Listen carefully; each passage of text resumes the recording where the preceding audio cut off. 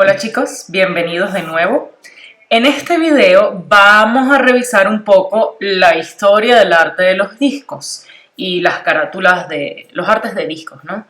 Primero que nada, quería disculparme un poco por la informalidad del video, el fondo, la pinta, pero esta semana he tenido algunas complicaciones técnicas. Para no entrar en detalles, vamos a dejarlo así. Muy bien. Las carátulas de disco. Es la imagen de lo intangible. Es una frase que suena súper inspiradora, pero ¿a qué me refiero con esto? La música, la naturaleza de la música es intangible. Es una experiencia que escuchas, pero no puedes ver en realidad. Y así ha sido a lo largo, pues, de la historia, evidentemente, exceptuando cuando ves al músico que está interpretando la pieza, pero en general la música no es algo que tú puedas sostener con las manos, o sea, no es un objeto que puedas guardar en un cajón. Ahora, ¿qué sucede? En el siglo XX, cuando la industria musical toma forma realmente, porque antes la industria o las editoriales funcionaban con partituras, o sea, tenían otra estructura. Pero cuando se forma realmente la industria, que es en el siglo XX,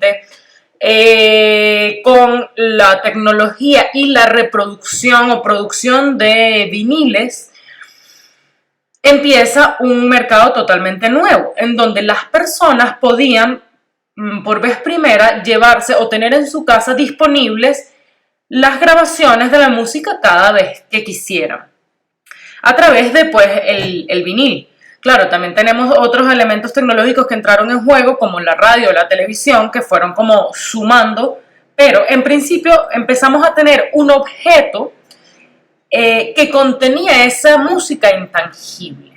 A pesar de tener el objeto, no había una relación o un vínculo de la música con otras artes. No se concebía en general, excluyendo, por ejemplo, la ópera o algunos musicales que vinieron después, pero en general no existía un vínculo claro entre lo visual y lo auditivo. De hecho, y cuando nos referimos a los álbum o al álbum récord, el nombre deriva de que los discos venían sencillamente en una bolsa de papel o de cartón con la identificación de qué es lo que tenía ahí y se guardaban en álbumes de récord caseros, muy al estilo de los álbumes de primera comunión o de bautizo, de bodas, esos terribles que todas las abuelas guardan. Bueno, así eran estos álbumes, es decir, no había una imagen que se vinculara a esa música. Sencillamente tenías esta caja que protegía el vinil. Y de hecho, como pueden ver en la imagen, estos álbumes traían un espacio o como una rejilla en donde se podía escribir, bueno, en qué sitio qué discos tenías ahí metidos, el orden, la duración, qué sé yo. Ahora, ¿qué sucede? No es hasta 1939, señores, casi 1940, la mitad del siglo XX, cuando Columbia Records contrata a un joven diseñador llamado Alex Stanways. En esa época él tendría unos 24 años, 25 años, y Alex Stanways propuso hacer una imagen o un diseño para colocar encima de una carátula de un disco. En particular fue el disco Smash Song Hits de Rodgers and Hart por Richard Rodgers y la Orquesta Imperial. Ahora, es la primera carátula concebida en la historia como concepto y pues la primera que se realizó. ¿Qué sucedió? Se dieron cuenta que cuando tenemos imágenes sobre las carátulas, las ventas se disparan. De hecho, había una obra, me parece que era de Beethoven, que solamente por agregarle una carátula diseñada, es decir, no solo el cartoncito, aumentó sus ventas un 900%. Esto que está diciendo que el público o las personas valoraban mucho más una imagen que estuviera vinculada a la música que estaban consumiendo. Y esto es súper interesante, ¿no? Porque, claro, en ese momento las personas iban a la tienda de discos a comprar los viniles para tenerlos en su casa. Cuando vas a la tienda, la experiencia de tener un poco de cartoncillos a tener estos mostradores en donde tú puedes ir viendo las carátulas y ver qué te llama más la atención, qué se parece a ti, qué te gusta, qué te desagrada, y en función de eso entonces descubrir o vincularte con la música que vas a escuchar, cambia totalmente la experiencia, ¿no? Entonces, claro, estas carátulas inicialmente generaban un elemento decorativo, llamativo, tenían cosas tipográficas, pero poco a poco, y con el avance de las tecnologías a nivel de impresión, fotográficas, etc., los artistas se empiezan a dar cuenta que la carátula cumple una función más allá que solamente llamar la atención a nivel de mercadeo. Que la carátula como imagen podía expresar o ayudar a expresar o completar ideas y conceptos que ya estaban presentes en la música. Y esto es un punto de inflexión súper importante que cambia la industria musical y empieza a cambiar o darle más apertura al rol del artista. Al músico, es decir, ya no solamente interpretas, sino que empiezas a generar una imagen visual cuyo discurso o lo que diga esa imagen visual se vincula a lo que estás oyendo. Entonces este es el principio de lo que va a ir evolucionando para transformarse en la imagen completa o integral que tienen los artistas hoy en día. A mí esto me parece súper interesante, o sea, es una cosa... Es un cambio total de paradigma y cuando nos damos cuenta no sucedió hace tanto tiempo, sucedió hace bastante poco, es decir, no sé, tiene menos de 80 años, ¿saben? Ahora, la mayoría de las carátulas en este sentido eran carátulas fotográficas o donde se colocaba de repente el nombre del álbum, alguna foto del artista para que las personas pudieran ver, porque esa es otra cosa, es la primera vez en donde las personas cuando van a comprar el disco pueden ver la cara del artista, imaginarse cómo es, vincularse visualmente con ese individuo, ¿no? Entonces muchos artistas empezaron a colocar sus fotografías en las carátulas con el nombre de los discos y eso. Un ejemplo de ello es la fotografía del álbum With the Beatles, de los Beatles de 1963, que es el segundo álbum de la banda y fue el álbum con el que ellos ingresaron al mercado norteamericano. Como saben, los Beatles es una banda inglesa. La fotografía la tomó Robert Freeman y en esta imagen tenemos, podemos ver pues el retrato de los cuatro integrantes y pues sencillamente es una fotografía en donde están serios de alguna manera, mostrando o presentando sus caras al mundo. Ahora, en esa imagen comenzamos a ver elementos compositivos, es decir, no están todos alineados, tienen una distribución diferente, ese alto contraste en blanco y negro, es decir, se empiezan a observar elementos visuales que pueden hablar de un discurso o de una intención incipiente de decir algo con esa imagen, algo más que solamente identificar al artista. Ahora, me gustaría que vieran el contraste entre este primer álbum, ¿no? En este momento, o sea, digamos que en los 60 ya esta idea como del álbum o de este elemento visual como parte de lo que era un álbum de música ya estaba como más asimilada. Y entonces quiero que vean esta diferencia. Este es de 1963 y que lo comparemos con esta carátula de el Sgt. Pepper's Lonely Hearts Club Band. de 1967. El arte, bueno, primero la evidencia es, la diferencia es notoria. El arte de del Sargento Peppers es hecha por Peter Blake y Jan Howard, y creo que es el 7º álbum de los Beatles. Tiene 4 años de diferencia con respecto al anterior. Los Beatles ya eran en realidad un fenómeno mundial. Pero vemos que esta carátula del Sgt. Pepper tiene algo que es diferente, y es que tiene una intención distinta a nivel visual, que además compagina con la naturaleza de la música.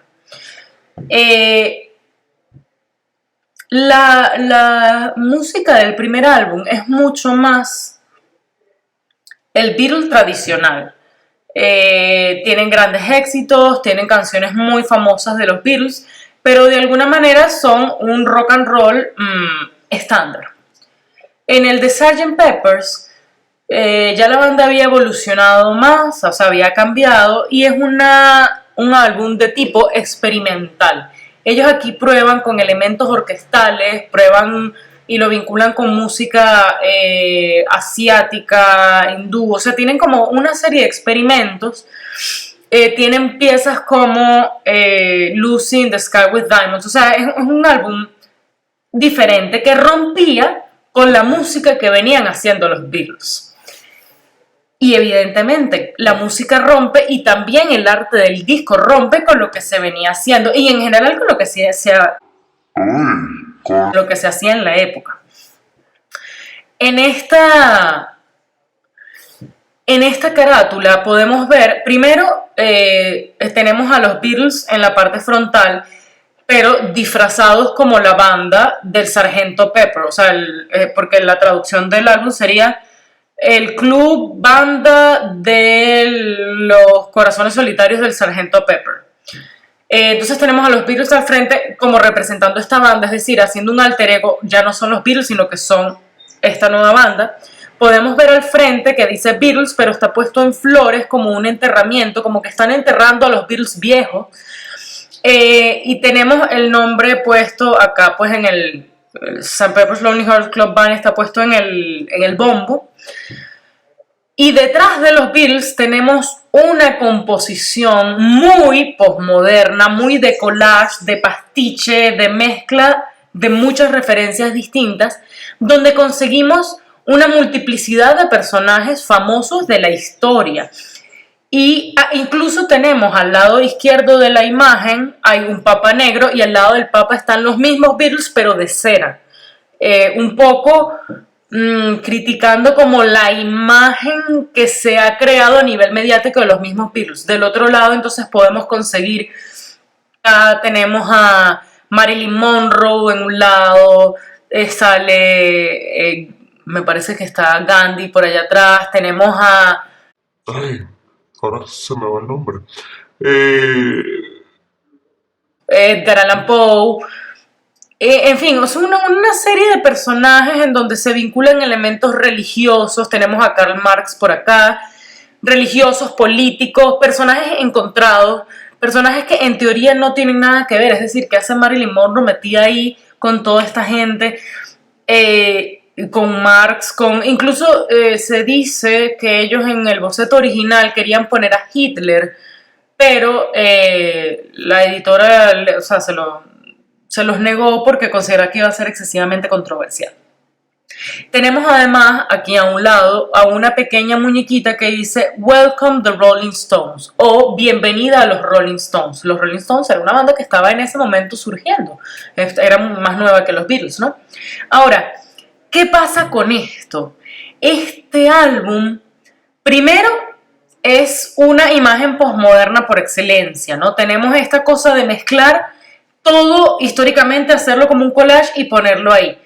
Luego tiene un elemento de crítica hacia ellos mismos, ¿no? Enterrándose o enterrando la imagen de lo que eran, o enterrando a los viejos Beatles para convertirse en algo nuevo. Y este tono como experimental y de collage va de la mano del tipo de música que estaban haciendo, en donde estaban haciendo también un collage mezclando elementos musicales de distintas culturas y épocas y uniéndolos en una especie de experimento, ¿no? Además es un experimento donde se parodian ellos mismos y donde de alguna manera están como anunciando todos los elementos que tienen como referencia y que de alguna manera son de referencia cultural. Es decir, esto es una carátula intertextual, que este texto, si lo consideramos un texto visual, intertextual en el sentido que hace referencia a otros textos de la propia cultura. Es decir, nosotros para poder comprender esta carátula necesitamos saber quién es Marilyn Monroe, qué dicen sobre el Papa Negro, tenemos que saber quiénes son los Rolling Stones, tenemos que entender los distintos códigos y los personajes que están aquí, quién es Marx, quiénes son los cómicos, los otros, los filósofos, todos los que están ahí metidos.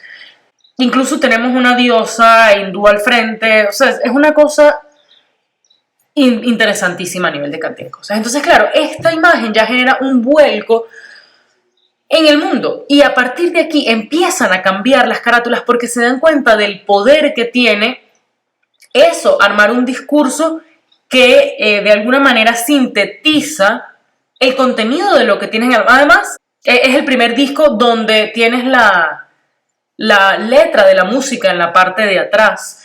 Antes no se escribía eso, de alguna manera le estaban dando más información al público, le estaban dando las letras para que las pudieran leer. Es decir, hay una relación mucho más íntima con el usuario y además tenía un póster desplegable que sería el inicio de lo que después se convirtió en los librillos o la información que hay dentro de los discos, ¿no? Entonces ya la carátula como tal del disco dejó de ser solamente un elemento para proteger el vinil, para convertirse en sí mismo en parte de la experiencia musical de las personas que escucharan a los Beatles. Y quiero mostrarles aquí una carátula de un disco de Frank Zappa que salió al año siguiente, 1968, y se llama We're Only In For The Money, o sea, solamente estamos aquí por el dinero. Y como pueden ver, esta carátula está parodiando la carátula de los Beatles, pero además está diciendo nosotros estamos aquí solamente por el dinero. Es decir, Frank Zappa de forma muy ácida está criticando a los Beatles diciendo que pues su discurso en realidad es mercantilista y sensacionalista y no tiene tanta profundidad, y en vez de tener este cielo azul y todo así, entonces tiene un cielo con unos relámpagos y pone otras figuras de la cultura popular acá. Creo que sale hasta Jimi Hendrix, o sea, tiene otras, sí, está aquí en un ladito. Tiene otros personajes y se burla de alguna manera pues de esto. Entonces, claro, aquí comenzamos a ver obras que citan a obras a través de sus carátulas como forma de crítica cultural, que es algo que antes evidentemente no sucedía. Tenemos luego otra carátula icónica que es la de Pink Floyd, Dark Side of the Moon, de 1973. El diseño es de Storm Thorgerson. Esta carátula tiene algo muy interesante y es que no tiene ningún tipo de texto.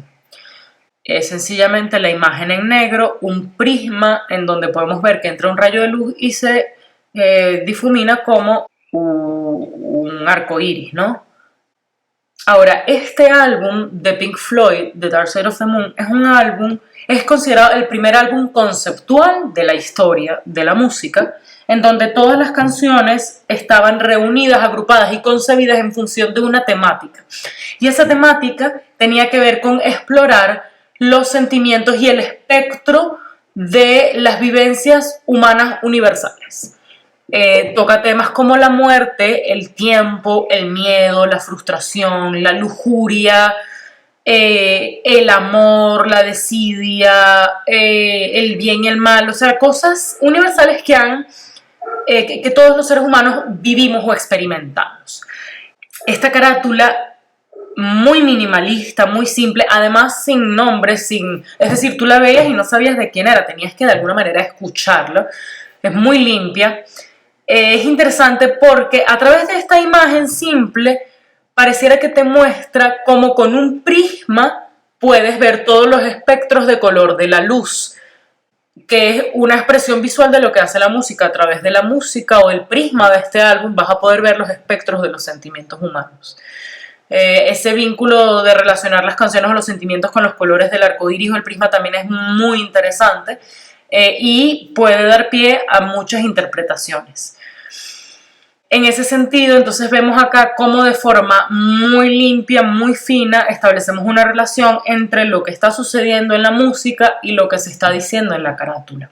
Otro ejemplo interesante o que me gustaría revisar en este video, que ya está un poquito largo, pero bueno, voy a revisar solo un par de carátulas más para cerrar, es una carátula de Queen, del álbum Queen 2 de 1973, cuya fotografía fue realizada por Mick Rock, en donde salen los 4 de la banda con una pose muy particular. Esta pose es inspirada por una foto de Marlene Dietrich de Shanghai Express, en donde la diva sale pues viendo hacia arriba con esta luz muy dramática que le cae en la cara. En este álbum, los integrantes de la banda se colocan en una alineación simétrica y ven a la cámara de frente con esa misma luz dramática. Ahora, ¿qué sucede? Queen 2 es un álbum que tiene elementos musicales desafiantes, letras desafiantes y de alguna manera, recordemos que en esta época, desde los Beatles o la revisión que estoy haciendo, el rock era como la época dorada del rock y era uno de los movimientos de protesta o contraculturales más fuertes del momento. El rock, y de alguna manera por eso es en estas carátulas en donde podemos ver muchas de las iniciativas o novedades a nivel visual, porque estas carátulas trataban o pretendían ser vanguardistas, es decir, los artistas del rock and roll y del pop rock de alguna manera querían ser disruptivos, rebeldes, ¿no? Cuestionar el status quo, cuestionar la sociedad, la autoridad. Entonces tenemos eso, como esta carátula en donde vemos a 4 hombres con el cabello largo, maquillaje, un poco en la pose de una diva viendo a la cámara. Las letras de este álbum, como les comenté, son disruptivas, son fuertes, ¿no? Y es interesante como entonces es justo en este álbum, que además luego de esta imagen, esta formación se volvió muy icónica y la utilizaron para la elaboración del video de Bohemian Rhapsody, están de alguna manera con su cara muy seria, pero con esta cosa un poco andrógina, ¿no? Cabello largo, maquillaje, la pose, cuestionando o poniendo un poco en jaque los códigos de lo que es ser masculino.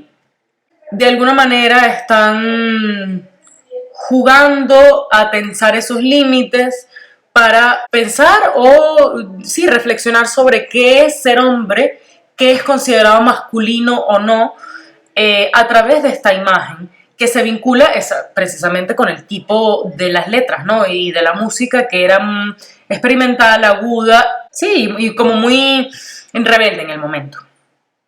Otro ejemplo, y con eso cerramos este video y la sesión de esta semana, es el caso de la banda The Velvet Underground. Ellos sacaron en 1967 un álbum que se llamó The Velvet Underground and Nico. Es un álbum que pues trata sobre, entre comillas, las pasiones bajas del ser humano, y habla mucho sobre drogas, alcohol, lujuria, sexo, orgías, o sea, de ese lado oscurillo. Y la carátula, a mí en lo personal me parece que es una música un poco experimental, indie, pero no tiene tanta fuerza. Ojo, en mi opinión, de gusto musical, ¿no?